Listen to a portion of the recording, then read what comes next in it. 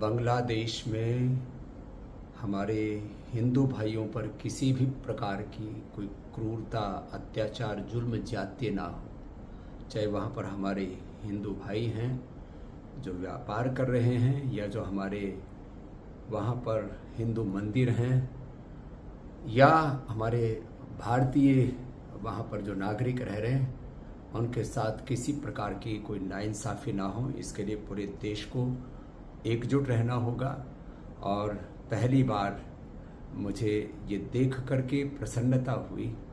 कि पूरा विपक्ष सरकार के साथ है, और यही भारत की नीति होनी चाहिए। नहीं तो जिस तरह से पूरी दुनिया में इस्लामिक कट्टरवाद बढ़ रहा है, और वो भारत के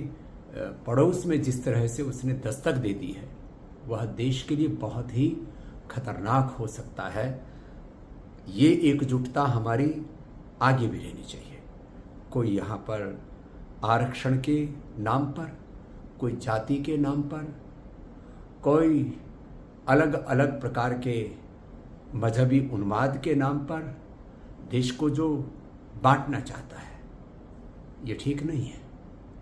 इसलिए हमारी भारत की राजनीति मुद्दों पर केंद्रित हो, उसमें जाति, उसमें संविधान, उसमें आरक्षण, उसमें अलग अलग प्रकार के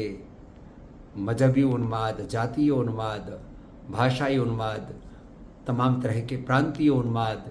इन सब उन्मादों से परे केवल विकास के आधार पर और 2047 तक भारत को विश्व की आर्थिक, सामरिक, सामाजिक, आध्यात्मिक महाशक्ति हम कैसे बनाएं, इस पर यदि पूरा देश एकजुट होकर के आगे बढ़ेगा, तब हम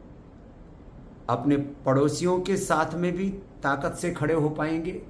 और पूरी दुनिया के सामने भी भारत एक शक्तिशाली राष्ट्र के रूप में